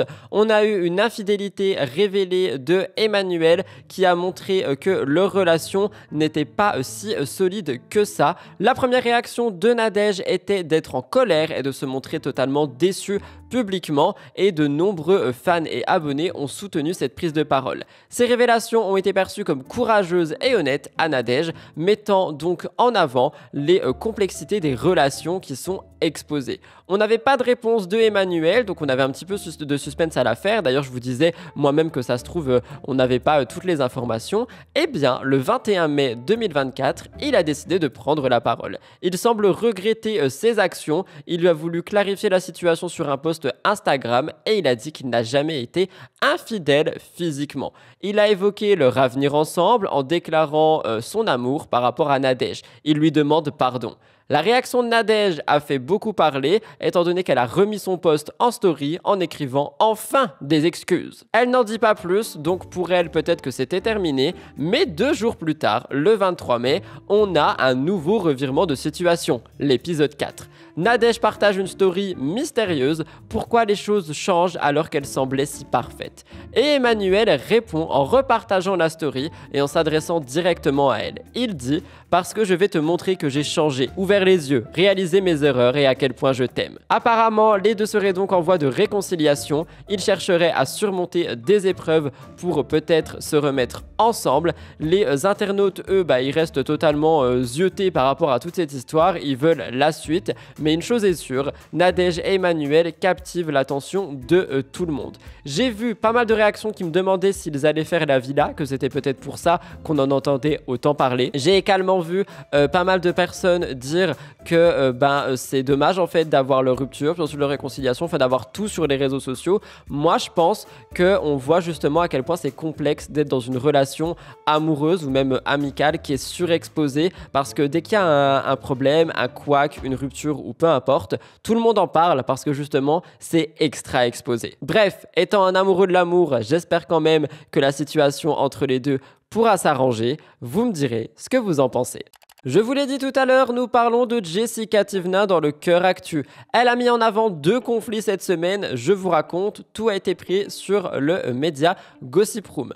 Jessica Thivenin, elle est connue pour son franc-parler, elle est très cash et récemment, elle a partagé une anecdote sur sa chaîne YouTube où Thibaut et elle se livrent sans aucun filtre, comme je vous l'ai expliqué. Cette fois-ci, c'était pour savoir si Jessica avait déjà envoyé un message embarrassant à la mauvaise personne. Et donc, on a eu une révélation la concernant. Dans sa réponse, elle a dit que ça lui arrivait souvent, surtout lorsqu'elle voulait clasher quelqu'un. Elle a raconté une histoire où elle a commis une erreur en voulant critiquer Madi Boursiaga, une ancienne amie, mais elle a envoyé le message à la mauvaise personne. Elle avait écrit « Je la crains » en réponse à la story de Madi où elle dansait, mais elle l'a envoyé à Benjamin, soit son mari. Évidemment, Benjamin a réagi d'une manière absolument énervée et il a affirmé que le sentiment était réciproque. Jessica partage cette anecdote avec humour et elle a dit que maintenant, Madi et elle se craignent mutuellement. Malgré cet embarras, Jessica prend la situation avec légèreté et elle a dit qu'elle n'a aucun regret à ce sujet et que la situation est plutôt drôle et ironique. On voit donc qu'elle est très authentique, Jess, qu'elle est très spontanée. Je vous laisse regarder. Avez-vous déjà envoyé un message embarrassant à la mauvaise personne? Oui, oui, je l'ai fait. Alors, ça m'arrive tout le temps, parce que moi, ah putain, à chaque fois que je veux clasher une personne ou quoi, j'envoie à la personne. Je me trompe. En fait, des fois, il y a des gens, ils envoient des messages où, par exemple, moi, je vais lui envoyer une story, par exemple, ou un truc, et en fait, au lieu de commenter à moi, elle va commenter à la personne. Pour vous donner une anecdote, je vais vous la raconter parce que c'est super drôle. Il y a quelqu'un qui m'a envoyé la story de Madi, et elle était en train de danser et tout, et on se fréquentait plus, et voilà, et j'ai marqué sous la story, je la crains, sauf que je l'ai mis sur la story de Benji. Et du coup, Benji, il a dit bah, j'aimerais savoir qui c'est qui t'a envoyé ça. Ouais, évidemment, et c'est réciproque. Ouais, donc je balancerai pas qui c'est qui m'a balancé. Je lui ai pas balancé qui m'avait envoyé. Voilà, et il m'a répondu, ouais, heureusement. On n'est pas des balances. On n'est pas des balances. On est des menaceurs fouilleurs, mais pas balances. Donc du coup, Benji m'a répondu, je te rassure, c'est réciproque. Donc voilà, on m'a dit, on se craint. Et après, j'ai dû en faire d'autres, c'est sûr. Oh là là là là, mec. C'est chaud quand même ça. Ah, ça c'est un Putain, moi ça m'aurait mis des frissons ça. Moi non, pas du tout, je l'ai trop bien vécu. Genre, vraiment, je le pense, de toute façon, donc je m'en tape. Après, oui, c'est sûr que si j'avais pu éviter de me tromper, bah oui. Mais bon, c'était fait, j'allais pas me mettre dans un trou de souris. Moi, je m'en fous, je vis quoi. Mais c'est pas la première fois que ça m'arrive et ce sera sûrement pas la dernière. Et je suis sûre que j'en ai fait d'autres, juste que je me rappelle plus. Ouais, c'est sûr. Je suis sûre que déjà j'ai marqué, tu sais, dans des groupes. Tu sais, des fois, t'as des groupes avec des gens et ensuite tu veux répondre dans le groupe et tu te trompes, tu réponds à la personne. Enfin, moi, je suis sûre que j'ai déjà fait. Ah, je suis trop belle. Moi, ça me dit rien. Enfin, ça a dû m'arriver, mais j'en ai aucun qui me marque. Non, toi, tu peux pas, toi, perso. Parce que toi, tu es un critiqueur malin. Moi, je suis un critiqueur malin. Malin. Ouais, je suis un malin critiqueur. Ouais. Un hypocrite malin. Critiqueur. Critiqueur, ah oui, critiqueur, oui. Moqueur. Il se farcit tout le monde. Mais comme beaucoup de monde. Hein, lui, il arrive toujours à m'envoyer qu'à moi. Par contre, je vous explique. Ah, oui. On se farcit. Non, là, ça va, on a calmé. On rigole plus de personne. Hein. Moi, je rigole plus de personne. Hein. Ouais, c'est vrai, je t'ai calmé. Ah, tu t'es calmé. Bah ouais, j'ai eu. Mais ouais, ça y est, c'est bon. Je suis plus trop sur les réseaux là. Ouais, c'est vrai. Ça y est. Voilà. On est des critiqueurs. Ce n'est pas tout. Jessica et Thibaut ont aussi partagé une nouvelle anecdote avec leurs abonnés, cette fois-ci par rapport à leurs voisins. L'incident se déroule lors d'une soirée barbecue dans le sud de la France. Ils étaient avec leur famille et leurs proches. Un voisin n'a pas apprécié cette soirée. Il s'est mis à hurler sur Jessica et Thibaut et leurs invités. Et donc, on a eu une atmosphère assez tendax. Jessica ne supportait pas du tout cette prise de parole, donc elle a réagi. Il y a eu une tension qui a escaladé et les proches se sont également mêlés à tout ça. Thibaut a ajouté que la situation était tellement catastrophique qu'il a failli en venir aux mains, notamment dû à l'agressivité de ce fameux voisin. Alors évidemment, je le dis quand même, la violence ne mène à rien, mais ici, c'est quelque chose qui a été mis en avant dans cette fameuse vidéo d'anecdote. Je vous laisse écouter. Ah, je l'ai insulté. Ah, je l'ai insulté. Non, parce que c'est lui, il a été agressif d'abord. Ouais, il a été tapé agressif. Ouais, et du coup, on s'est embrouillé avec lui et tout. Limite, on a failli se battre et tout avec le voisin. Non, du tout, on l'a jamais vu, c'était à travers un portail. Comment mon frère, il est parti et tout, il a failli aller. Vous savez, nos soirées d'été, on fait des barbecues, on est en famille et on est sur notre terrasse, on rigole et voilà, on se tape des fous, il n'y a pas de musique, il n'y a rien, on n'est pas en train de danser. On parlait fort et tard. Juste on discutait en famille, vous avez vu, en plus le jardin est très grand, genre ça va, le voisin il est loin. Et d'un coup on a entendu hurler c'est pas fini ce bordel ouais, il nous avait agressé. On a une personne malade ici à la maison. Ouais, je crois qu'il avait perdu sa mère à ce moment-là ou quoi, c'est pour ça, parce que jamais on l'a entendu. Et du coup là j'ai serré, j'ai envoyé chier, tu peux me dire gentiment excusez-moi, vous pouvez parler plus doucement. Là elle nous a agressé super mal parlé, moi j'ai insulté, j'insulte facile quand on me vénère, donc manque de bol, la personne s'est fait insulter par toute la famille. Ouais. C'est pris tout le monde, on l'a plus jamais entendu d'ailleurs. Ouais, c'est vrai qu'on l'a jamais vu. Non, mais on fait pas ça va, on est là que l'été, 2 mois dans l'été, on fait des soirées, pas tous les soirs de l'été. On en fait 3. On en fait 3 dans l'été, ça va. On met même pas la musique à fond, en plus on respecte. Hein. On met même pas de musique, non, faut arrêter. Ah ouais, j'avais serré. Non, là j'avais serré. Je me suis dit, attends, c'est pas comme si on était voisins, t'as pas nocturne, vous avez bien vu, on n'allume pas de télé, on n'est pas du tout des fêtards. Carrément, on n'invite même pas des gens chez nous, on n'a pas d'amis, donc calmez-vous quoi. Non, mais c'est vrai, genre il m'avait vénère de ouf. C'est vrai, je me rappelle. Non, mais à l'époque on en avait. De quoi? Des amis. Pas réellement. Concernant la première prise de parole avec Mady Boursiaga, j'ai envie de vous dire que c'est pas forcément étonnant, étant donné qu'on le sait que les deux ne sont plus amis, on avait juste des rumeurs. Aujourd'hui, nous avons des preuves qui commencent à sortir une par une. Je vous parle de Kevin Gage ici. Kevin Gage a récemment fait parler de lui en postant une photo de sa fille sur Instagram, sauf que cette fois-ci, il a voulu cacher son visage. Alors, cette initiative, elle a suscité pas mal de réactions parmi ses abonnés, parce qu'il y en a beaucoup qui disent que c'est un petit peu hypocrite de changer son comportement d'un jour à l'autre. La véritable polémique a éclaté lorsqu'on a vu cette photo et qu'il a caché son visage, étant donné que Ruby a déjà été exposée d'une manière exponentielle sur les réseaux sociaux depuis sa naissance. Sa naissance avait même été diffusée à la télé et Ruby possède un compte Instagram ainsi qu'une ligne de produits à son nom, Rubyland. Les internautes ont donc exprimé pas mal de critiques face à ce revirement de situation. Il y en a beaucoup qui disent que c'est hypocrite de cacher le visage de Ruby après l'avoir si largement médiatisé.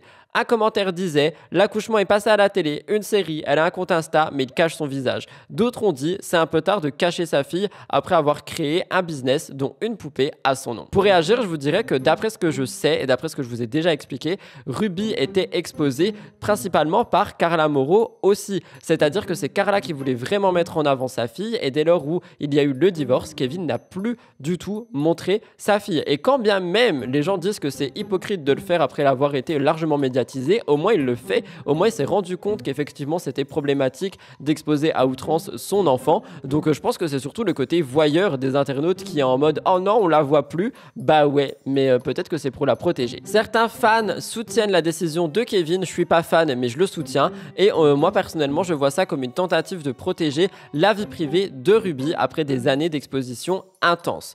D'autres jugent que cette décision est incohérente avec les actions passées de Carla et Kevin, mais justement, comme je l'ai dit, peut-être qu'ils se rendent compte des choses. Quoi qu'il en soit, tout ceci met en lumière les défis auxquels sont confrontés les influenceurs et les influenceuses. À partir du moment où tu fais quelque chose sur Internet, tu n'as pas le droit de changer d'approche. Que ça soit concernant l'exposition d'un enfant ou autre chose, c'est parfois mal vu. Ce n'est pas tout, on en a parlé, Kevin Gage semblait traverser une période difficile après sa séparation, donc moi je vous avais parlé d'une séparation, après on avait eu les photos d'Aquababe qui les montraient ensemble. Cependant, sur son compte Snapchat, Kevin a bel et bien pris la parole et ils ne sont plus ensemble. Kevin a dit qu'il tentait de garder une apparence stoïque, tout en se sentant profondément attristé par la fin de sa relation avec une personne qu'il considérait comme exceptionnelle. Je cite « J'essaye de faire bonne figure, mais je suis très malheureux en ce moment. J'étais avec une personne exceptionnelle et la séparation est très douloureuse. » Dans son message, il fait part de sentiments persistants pour Chloé. Il espère qu'elle voit son message un jour et que peut-être la situation se retourne. Il dit « Si tu vois ce message, sache que je t'aime plus que tout. » Moi, je pense sincèrement que Kevin doit être vraiment blessé par rapport à cette relation terminée, étant donné qu'il semblait vraiment heureux avec elle, il semblait avoir tourné une grande page de sa vie passée et malheureusement je ne sais pas ce qui s'est passé mais aujourd'hui ce n'est plus le cas. Reste à voir si Chloé répondra à tout ça et si leur relation pourra repartir du bon pied, mais pour le moment je vais pas vous mentir, je ne pense pas que ce soit le cas. Et enfin, je termine le cœur actu avec Giuseppa. Alors, je vais tout vous citer. J'ai un petit peu pris ceci sur Public et Next Please. Giuseppa, traversait une période très difficile alors qu'elle approchait de la fin de sa grossesse. Elle avait des contractions très sévères et elle a dû être hospitalisée à plusieurs reprises. Malgré ces difficultés, elle a voulu maintenir un lien avec sa communauté. Donc, elle partageait son quotidien à l'hôpital. Et d'ailleurs, elle était très heureuse de recevoir de la visite de Paga et de sa première fille. Depuis son lit d'hôpital, Giuseppa partage ses réflexions et son attente par rapport à l'arrivée imminente de son deuxième enfant. Je rappelle qu'elle attend une deuxième fille et qu'elle envisage donc une relation assez proche entre les deux enfants. Elle disait non seulement elles seront sœurs mais aussi meilleures amies pour la vie. On le sait, on en a déjà parlé, Giuseppa, elle aborde ouvertement les défis et les joies de la parentalité. Elle reconnaît les moments difficiles, elle met aussi en avant des moments joyeux, notamment avec Paga qui, pour lui aussi, tout ceci est nouveau. Et bien justement, à l'hôpital, Giuseppa, elle a partagé une situation qui a été assez, j'ai envie de dire, cocasse et en même temps fun, mais en même temps un peu étrange. Dans une story Instagram, elle raconte qu'elle a entendu quelqu'un toquer à sa porte et elle pensait qu'il s'agissait d'une erreur. Sauf qu'en fait, elle a vu une femme accompagnée de son fils. C'était une abonnée qui vivait à proximité de l'hôpital et qui était venue lui offrir un bouquet de fleurs. Alors Giuseppa, elle a été touchée par cette situation. Elle a dit « trop chou, je ne m'y attendais pas du tout ». Mais cette visite, elle a suscité beaucoup de réactions sur les réseaux sociaux et je peux comprendre. Il y en a beaucoup qui ont exprimé l'admiration pour l'abonnée qui était assez étrange par rapport à Giuseppa parce qu'elle est quand même venue dans sa chambre d'hôpital lui offrir des fleurs. Il y en a qui disent que c'est très empathique et effectivement très touchant. Mais moi, personnellement, je vous avoue que ça me fait un petit peu flipper. Ça veut dire que dès que tu vas parler quelque part ou peu importe, on peut débarquer à tout moment. Alors attention, je pense pas que c'était mal intentionné, mais si Giuseppa n'était pas prête à recevoir cette visite, ça aurait pu justement la stresser et la mettre dans une situation inconfortable. D'ailleurs, d'autres internautes ont dit que c'était très important de respecter l'intimité des personnalités publiques, même lorsqu'elles partagent leur vie sur les réseaux sociaux. Mais bon, je vous rassure, malgré tout ça, la majorité des commentaires étaient positifs. On voit qu'il y a énormément de soutien et d'affection de la part des abonnés de Giuseppa envers elle dans cette période qui est assez difficile. Et justement, elle a accouché. Elle annonce la nouvelle le 21 mai 2024. On apprend qu'elle accouche de sa deuxième fille. On a vu une vidéo de Paga entrant dans la chambre avec un gâteau d'anniversaire, étant donné que c'était l'anniversaire de Giuseppa et en même temps l'anniversaire de sa deuxième fille qui venait de naître. Alors je vous avoue que je trouve ça tellement adorable et beau de voir que c'est l'anniversaire de Giuseppa et en même temps qu'elle accouche. Je sais pas, je trouve que la vie est vraiment bien faite.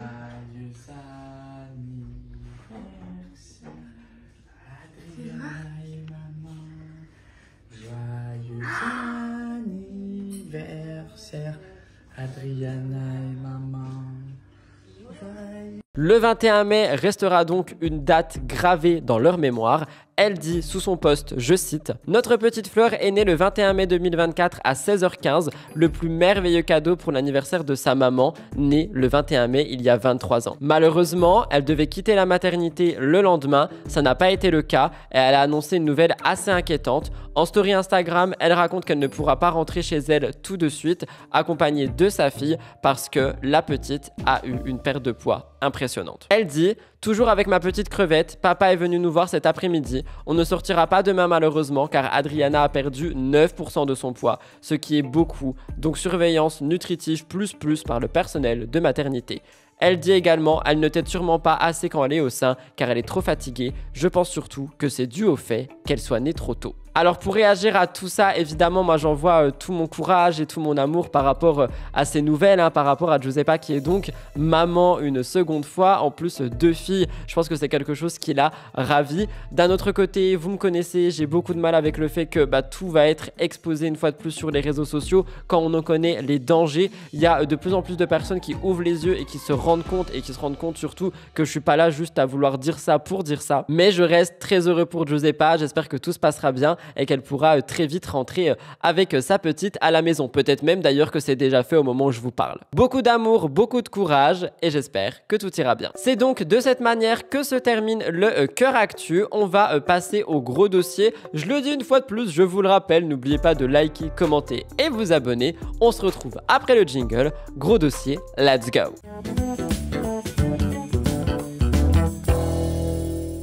Je commence les gros dossiers cette semaine avec Maeva Genam en voyage encore une fois. Il y a 2 semaines, je vous ai fait une grande partie Maeva Genam en Chine avec les stories du compte du blogueur DumpFR. Et bien cette fois-ci, rebelote, mais c'est en Corée du Sud. Maeva change de pays et va en Corée. Alors je rappelle qu'en Chine, on avait eu pas mal de polémiques. Maeva a été accusée de racisme. Et bien ici, vous allez voir qu'on va reparler de clichés, de propos et de comportements dérangeants. Premièrement, à peine arrivée en Corée du Sud, Maeva Genam nous parle de ghetto. Elle répète ce mot en boucle, étant donné qu'elle avait l'impression d'avoir rencontré un gang. Je vous laisse écouter. Les filles, je me sens trop chez moi ici. C'est trop bien. A few moments later. On a croisé un Français, il nous a dit là on est dans le ghetto. Ouais, vraiment. Ah ouais? C'est ghetto ici. Et en bas c'est plus propre. Bah dès que tu quittes cet endroit-là, tu vas à Myeongdong ou quoi là-bas. Même Itaewon, tu restes dans Itaewon, tu vas un peu plus loin, c'est propre. Ici, là on est dans le ghetto. Pas ghetto, mais t'as capté. Et tu vis ici? Non, du tout. Ah, tu connais? Tu viens souvent? Un peu, ouais, tourisme, ça fait une semaine et demie. Ok. C'est bien, mais juste, en gros, tu peux aller à Myeongdong aussi, il y a des endroits. Parce qu'on peut manger, en fait, on peut manger halal. Bon là, ce quartier c'est le ghetto. Hein. Non, c'est pas grave. Pour manger halal. Hein. C'est authentique. Hein. Bah oui. Moi aussi je viens du ghetto. Hein. Les filles, écoutez, on marchait tranquille pour aller à l'appartement. Il y a un gang en vélo. Un gang en vélo. Ils étaient au moins ici. C'est lui qui a fait ça. Non, c'est ça. Non, c'est pas lui. C'est lui. Wallah que c'est pas lui. C'est lui, il a fait ça. Wallah que c'est pas lui. Wallah, ils sont taillés. Écoutez, ils ont fait quoi? Wallah que mon cœur il va s'arrêter. Ils ont fait quoi? Je me suis déjà comme ça. Et d'ailleurs, nous avons eu un cliché, celui-ci parlant des organes, disant que Maeva et Salia avaient peur qu'on leur retire leurs organes. Je vous laisse regarder. Comme ça. Elle est où la maison? Je crois que c'est là. Hein. Et j'ai pas le sens de l'orientation. Non, c'est pas ici, Maïva. Ils vont nous kidnapper, ils vont nous enlever les organes. Je sais pas ça, par grave, je pense à ça. Non, je resterai, tu appelles Alex. Non. Attendez. Oh, la vie de ma mère, j'ai pensé à ça. J'ai pensé à mes organes, toi aussi.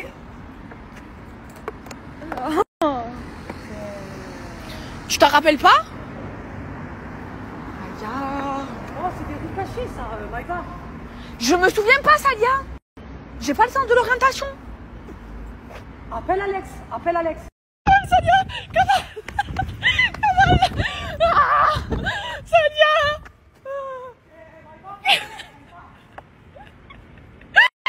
Allez, viens. Je vous avoue que ce deuxième magnéto avait fait pas mal de bruit lorsque je l'avais exposé sur Twitch parce que ma communauté Twitch disait non mais ça va les préjugés et les clichés, il n'y a aucun respect de leur part. J'ai également vu que Salia avait perdu son portefeuille, quelque chose qui a été un petit peu plus fun au niveau des réactions. Regardez. Aujourd'hui Salia elle était en l'air. Non mais elle a oublié son portefeuille et dedans il y a ses cartes bleues. Pourquoi tu cartes bleues? Ben viens, on y va vite, on le récupérer. I'm coming. C'est coming ça. Oh là là. Cavale. C'est où? Aïe, I'm coming.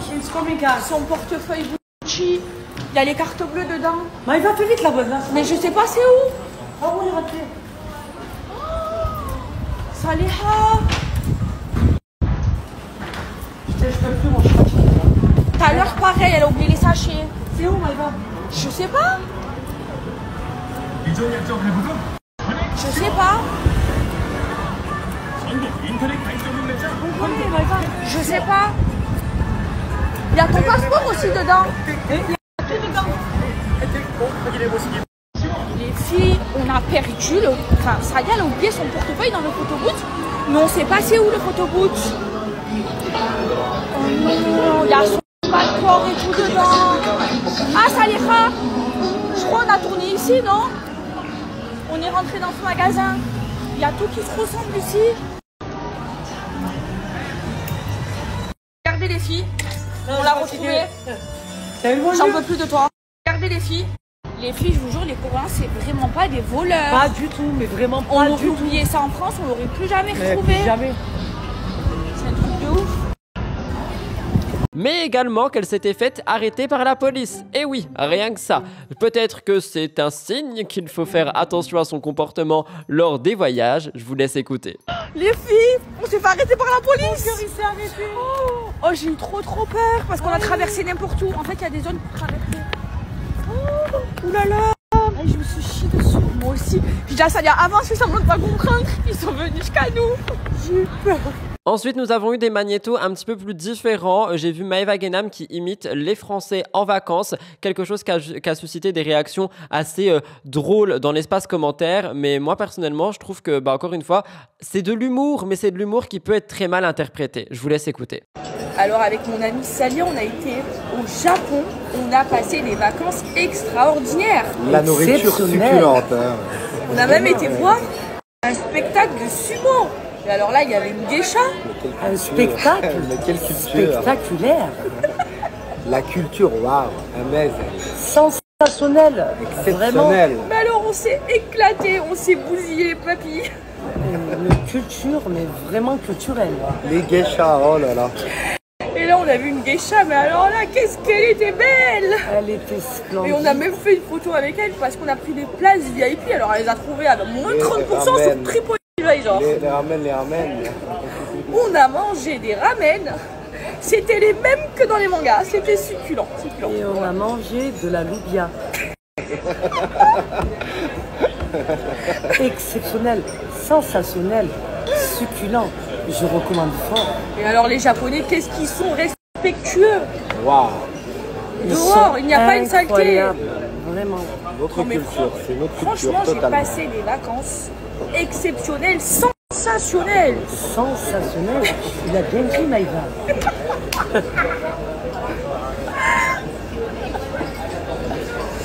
Et alors, on a fait que manger avec des baguettes. On a oublié les fourchettes pendant tout le séjour. Ouais, ça a été incroyable. C'est quoi découvrir? Je voulais m'intégrer à leur culture. Je sais plus c'est Et quoi ça a découvrir. été incroyable. Vraiment, je me suis vite adaptée. Et franchement, le Japon, j'y retournerai. Ça, c'est sûr. Mais alors là, on a été complètement dépaysés. Et je le recommanderais. Dépaysé, moi, c'est Et avec Loulou, là, je peux vous dire qu'à tout moment, j'entends un troisième enfant. Moment de gênance. Désolée, Maïva, de te dire ça, mais tu es vraiment gênante. J'ai également vu qu'elle s'immisçait Maëva dans un groupe sans aucune raison et qu'elle pouvait déranger, même si le groupe ne semble pas être dérangé par le comportement de Maëva. Mais surtout, le deuxième magnéto que vous verrez est par rapport au sumo, étant donné que Maëva en a croisé et qu'elle a eu, selon les internautes, un comportement assez déplacé envers eux. Regardez les deux magnétos. Waouh, il y a des sumos. Oh waouh. Waouh. Nous aussi. Trop belle. Oh, regardez la geisha. Waouh. Regardez le sumo. 기자 너무 훨씬 너무 훨씬 모범나게 로이지가 On peut se faire un câlin. Saleha, regarde les sumo. Oh wow, it's possible? Combat. 포테토 스튜디오스 오이시 Yeah, now. Now. Now. Now? Now? Now. 이마? Wow. English story. You big. Big. Wow. You eat Kobe and one you. Wow, wow. Fais voir ton ventre. Yeah. S'il te plaît, fais voir. Yeah. Allez, montre ton ventre. Yeah. Ouais. Wow. Les filles, il y a des Japonais qui font une réunion. Oh, regardez. Wow.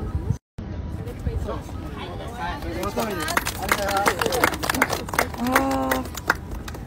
Me too? It's possible, me? Yeah? Ok, je suis très heureuse d'être avec vous. Les Japonais, le Japon, c'est un trop beau pays. Franchement, je me régale. Mais je suis trop deg. Parce que je voulais faire du karting, mais on n'a pas pu avec Salia. Thank you. Thank you. You're from? From French, but I live in Dubai. Yeah. Yeah. Nice to meet you. Nice to meet you. Venu tout droit de Marseille. Pourquoi Maïva, il veut que tu lui donnes pour moi, je crois.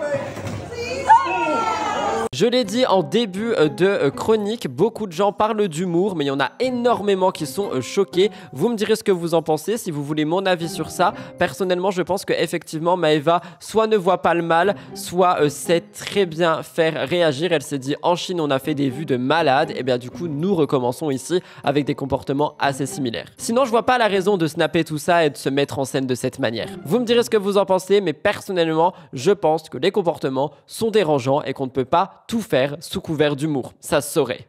Et enfin les amis, je termine l'émission avec les candidats de télé au Festival de Cannes. Alors ça c'est le plus gros dossier je crois que j'ai écrit jusqu'ici. Je vais vraiment rester sur mes notes et tout vous lire, on a beaucoup de magnétos. Je vais vous parler des personnes présentes, des personnes non présentes. C'est parti. Mercredi, nous parlions du Festival de Cannes vu par les influenceurs d'internet. Cette semaine c'est par les candidats de télé. Entre ceux qui y sont allés et ceux qui n'y sont pas allés, beaucoup de révélations ont été faites. Premièrement, Nabila et Camila. Les rumeurs autour d'une possible dispute entre Camila et Nabila ont enfin eu de la lumière. Depuis plusieurs mois, les internautes se posaient des questions sur la nature de leur relation, notamment en raison de leur absence d'interaction sur les réseaux sociaux. Cependant, une certaine apparition récente au Festival de Cannes ensemble a permis de clarifier la situation. Lors de leur participation au Festival de Cannes, Camila et Noré ont fait face à une vague de critiques. Beaucoup d'internautes ne comprenaient pas pourquoi des influenceurs sans lien avec le cinéma étaient présents et on a eu des personnalités comme Giuseppa et Jessica qui ont réagi. Mais ça, je vous en parle à la fin. Camila, elle, a choisi de répondre aux critiques concernant sa présence et sa tenue, disant qu'il est impossible de plaire à tout le monde. Cependant, nous avons donc eu de la lumière par rapport à une possible brouille entre elle-même et Nabila parce qu'elles ont été vues ensemble à Cannes.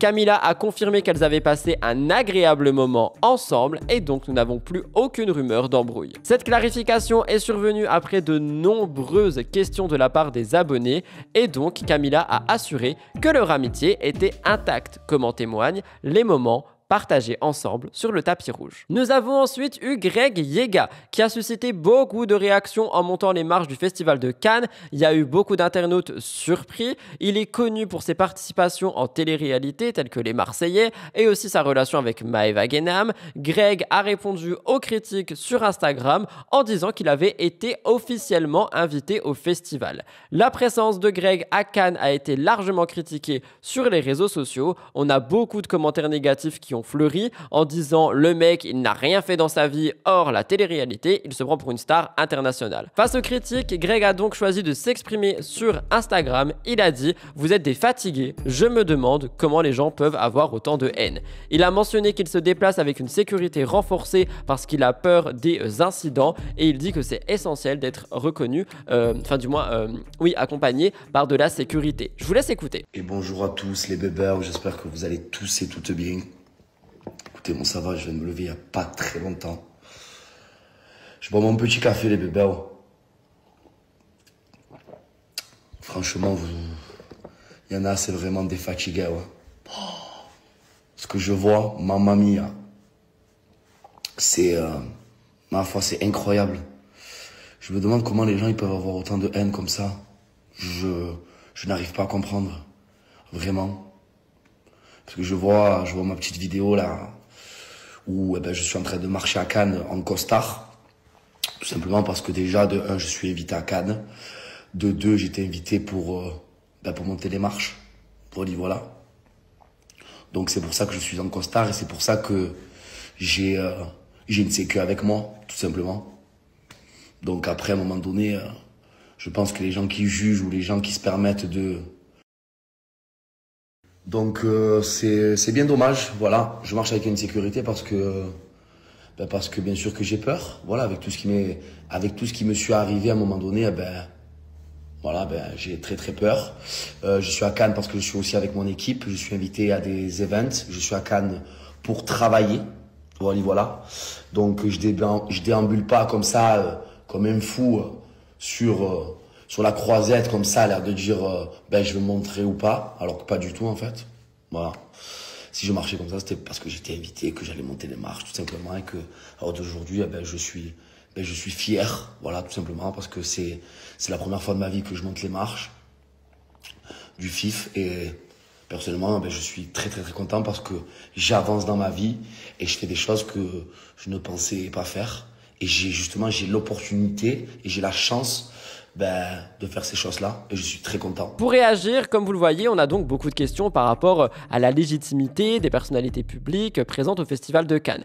Alors pour vous expliquer, et je l'ai un petit peu compris, on a effectivement celles et ceux qui sont officiellement invités, qui ont un maquilleur, un coiffeur, etc., un styliste, des photographes, et on a aussi celles et ceux qui ne sont pas invités et qui vont eux-mêmes payer leur place pour le Festival de Cannes, peut-être pour être vus là-bas. Greg ici dit qu'il a été officiellement invité, je ne suis personne pour douter de sa parole. D'ailleurs, Julien Tanti a décidé de prendre la défense de son ami, je vous laisse écouter. Mes fratés, je vais défendre mon bébé. Je vois beaucoup la vidéo tournée de lui où il est à Cannes et tout le monde se moque parce qu'ils disent que le mec il fait la star. Nanana. Alors déjà il faut savoir que quand tu habites à Marseille, c'est un petit peu l'événement de l'année d'aller à Cannes parce qu'il n'y a rien d'autre à faire, c'est très compliqué. Donc moi-même quand j'étais à Marseille, j'allais à Cannes parce que c'était un kiff, parce que d'être à Cannes, bah, c'est un événement, c'est un kiff. Il y a de l'ambiance, il y a du monde, il y a des bonnes après-midi à faire, il y a des bonnes soirées à faire. Bon, bref, c'est un kiff. Ok. Ensuite, beaucoup de personnes se moquent parce qu'il a des gardes du corps, tout ça. Alors, il a des gardes du corps pourquoi? Tout simplement parce qu'une fois tous les 3 mois, il se fait braquer soit son scooter, soit sa montre. Le mec, il est traumatisé. Le gars, il est traumatisé. Moi, je vous dis la vérité, si je suis parti à Dubaï, c'est parce qu'on m'a traumatisé. On m'a cambriolé 9 fois. Je suis traumatisé. Donc, plutôt que de me payer des gardes du corps, j'ai décidé de déménager. Lui, il peut pas venir à Dubaï parce que tout simplement, il fait ses showcases, il chante, donc il fait des tournées en boîte de nuit, donc il peut pas venir à Dubaï. Mais je pense que s'il faisait pas de showcase, il serait venu à Dubaï. Et je pense que c'est mieux de payer un loyer plus cher et à Dubaï plutôt que de payer des gardes du corps et d'être en insécurité en France. Enfin, je sais pas, mais ça, c'est mon avis perso. Et après, donc, je pense que tout simplement, il marche sur la croisette. Je pense pas qu'il s'est mis un costard et qu'il marche sur la croisette en mode je marche sur la croisette. Enfin, tu marches pas sur la croisette. Enfin, tu marches pour aller à un endroit. Donc, je pense tout simplement qu'il était à son hôtel et qu'il allait direction une soirée ou un event ou un truc comme ça. Bref, voilà, je voulais défendre mon bébé parce que c'est vrai que cette vidéo, quand tu la vois comme ça, elle est drôle, c'est vrai, mais je pense que si tu regroupes tout ce que je dis, tout est logique.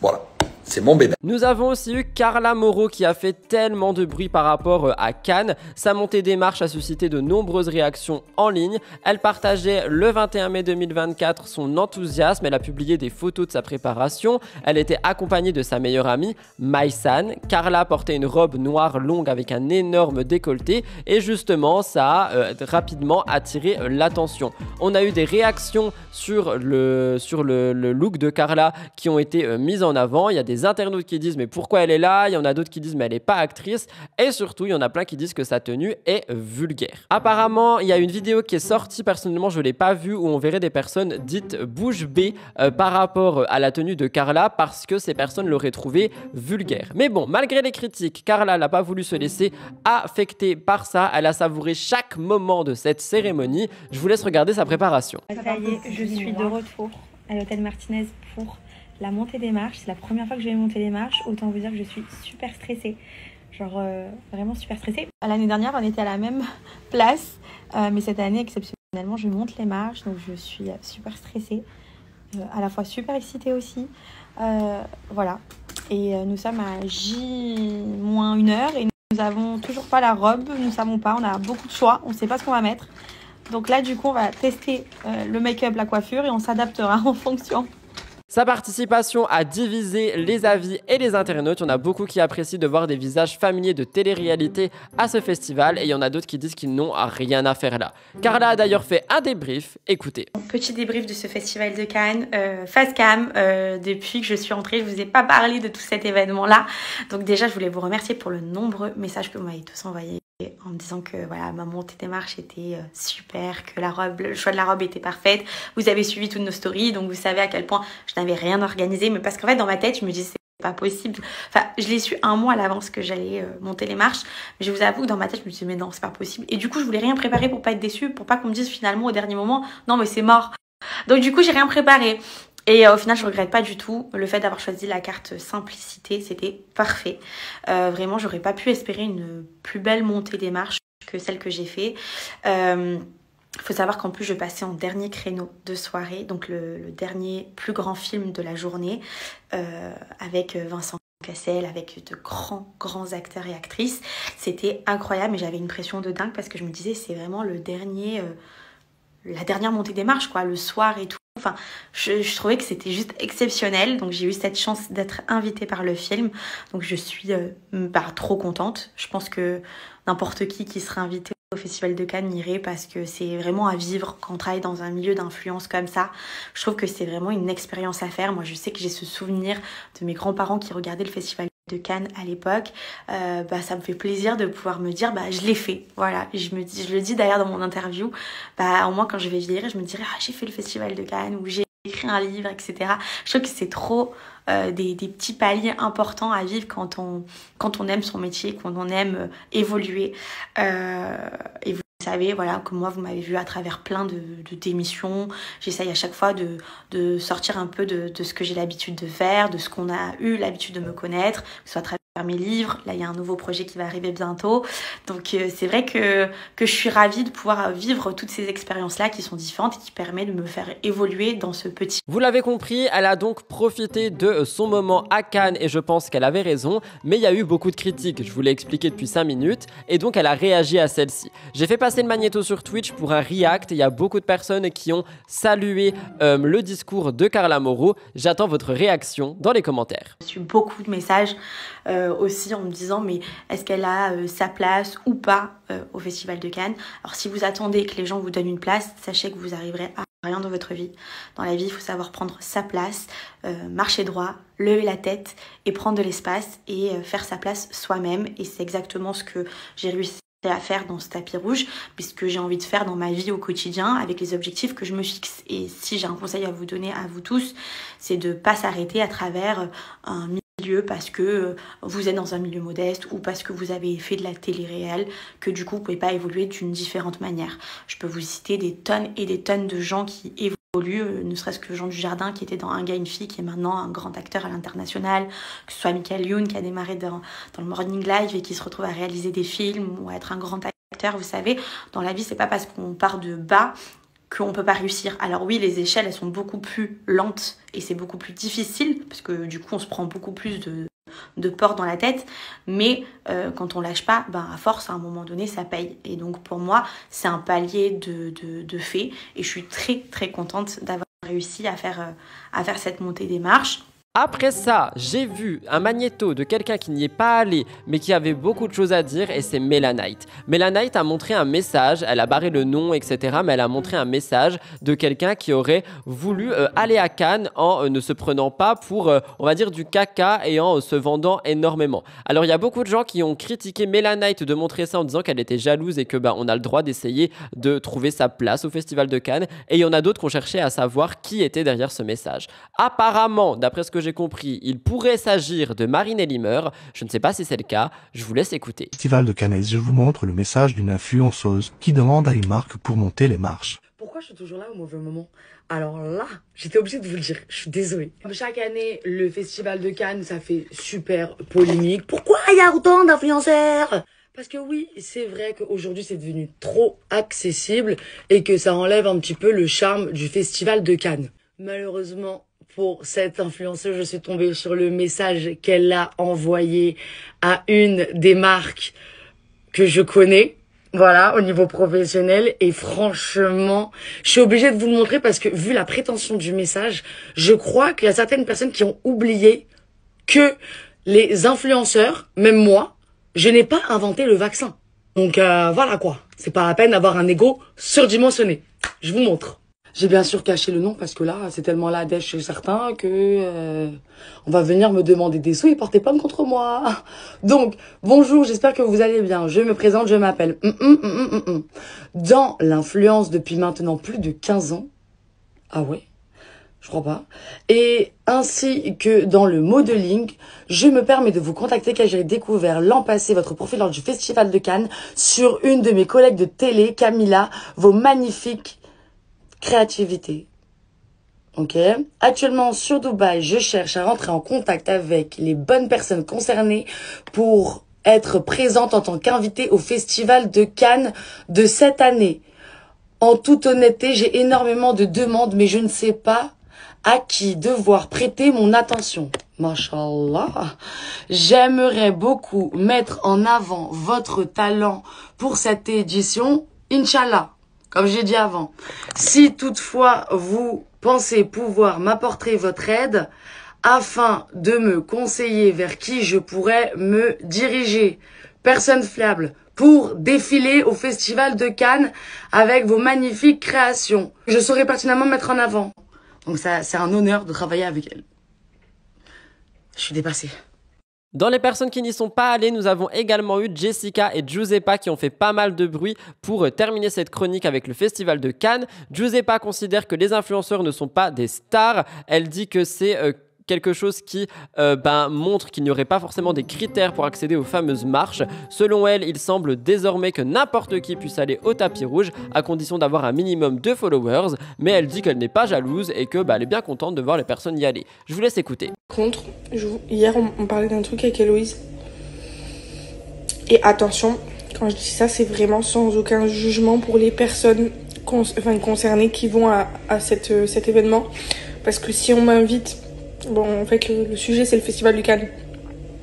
Si on m'invite au Festival de Cannes pour monter les marches, évidemment que je ne refuserai pas. C'est logique. Mais je comprends pas comment tout ce monde qui ne sont pas réellement, et moi-même la première, honnêtement, je me considère pas comme une star. Même moi, si on m'invite, je me dirais, ok, je vais y aller, mais en vrai de vrai, genre, je me sentirais pas trop à ma place, genre. Et en fait, je me demande, honnêtement, c'est quoi, aujourd'hui, les critères pour aller au Festival de Cannes? Parce qu'avant, le Festival de Cannes, en tout cas, je pense, et c'est ce que vraiment je pense, parce que je fais pas la meuf, genre, vraiment, j'y connais rien. Mais je pense qu'à l'époque, le Festival de Cannes, c'est quand même quelque chose qui était pas accessible à tous. Et je me dis, aujourd'hui, j'ai l'impression que tout le monde, à partir du moment où on a un peu de followers, où on a un peu d'influence sur les réseaux, on peut aller au Festival de Cannes et monter les marches. Alors, on peut être invité au Festival de Cannes, genre dans les événements du festival, en étant juste influenceur ou en étant juste un peu connu. Ça, c'est normal et tout, parce que du coup, il y a des partenaires, il y a des marques et tout, donc... mais monter les marches, genre avant, c'était juste dédié aux stars internationales, limite. Donc, je comprends pas. Après, tant mieux qu'au final, au fil des années, le festival ont ouvert un peu plus les portes aux autres et aux gens un peu plus moins connus et tout. Mais en fait, je comprends pas c'est quoi les critères demandés pour juste monter les marches, puisque au final, tout le monde peut le faire. Du coup, voilà, je me dis quels sont les réels critères demandés, puisque tout le monde, enfin pour moi, c'est ce que j'ai vu, je vois que j'ai vu quasi tout le monde, tous les gens que j'ai vus sur les réseaux, beaucoup de gens que je suis, et tout monter les marches. Et attention, je suis vraiment très contente parce que de toute façon, moi avec mon ventre, les marches, j'aurais pas pu les monter, donc au pire, je suis pas jalouse. Mais et puis, comme je vous l'ai dit, moi, si on me le demande, évidemment, si on m'invite, je vais pas dire non, je refuse de monter les marches. Bien sûr que je vais monter les marches, faut dire la vérité.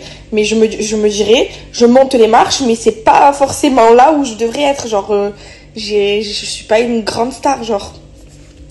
Mais du coup, c'est cool. Giuseppa n'est pas la seule à avoir ce genre de prise de parole. Jessica Tivna en a eu une également, étant donné que lorsqu'on lui pose la question du pourquoi, du comment, est-ce qu'elle n'a pas été à Cannes, Jessica explique qu'elle n'a pas été invitée, que selon elle, ce festival était dédié au cinéma et aux stars américaines, mais qu'aujourd'hui, ça concerne tout et n'importe quoi. Donc même pas n'importe qui, tout et n'importe quoi.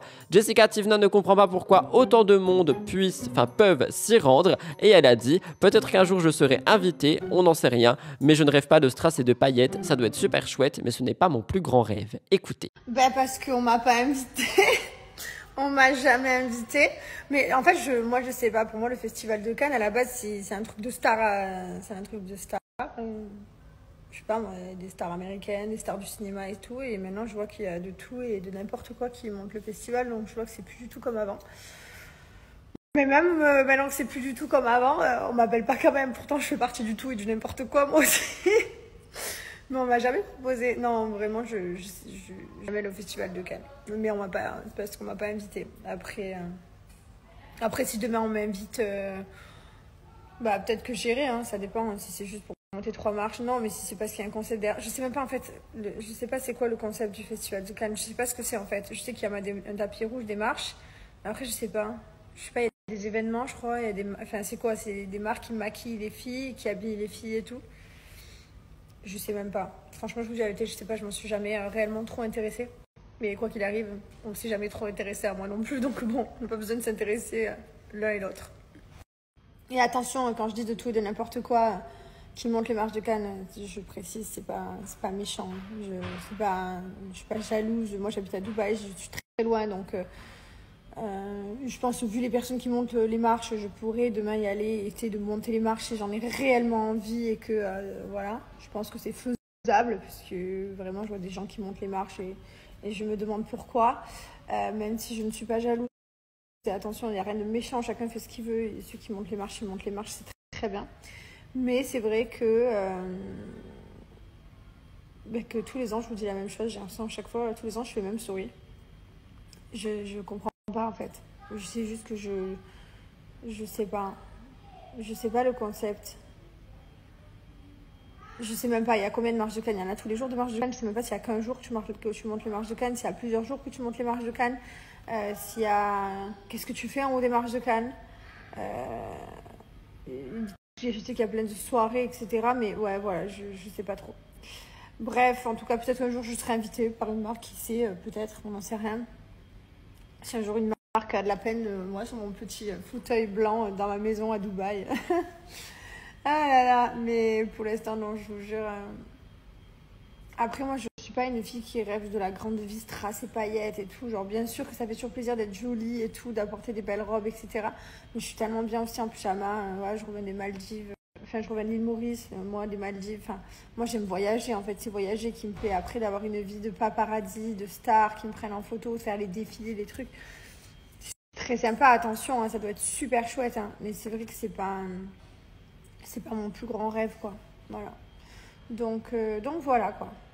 Vous l'avez donc compris, le Festival de Cannes a fait énormément de bruit cette semaine, enfin cette année surtout, et cette semaine par rapport aux candidats de télé-réalité. Voilà tout le monde pour votre émission spéciale télé-réalité et people cette semaine. J'espère sincèrement qu'elle a pu vous plaire. N'oubliez pas de liker, commenter et vous abonner si ce n'est pas le cas pour soutenir mon travail. Je sais que vous adorez les 2 émissions de la semaine, ce sont vraiment les vidéos les plus vues sur ma chaîne. Je vous en remercie du fond du cœur. Aidez-moi à faire développer tout ça. En ce qui me concerne, je vous retrouve dès la semaine prochaine pour plein de nouveaux contenus. Je vous souhaite un bon dimanche ou un bon début de semaine suivant quand vous regardez l'émission. Je vous embrasse, prenez soin de vous.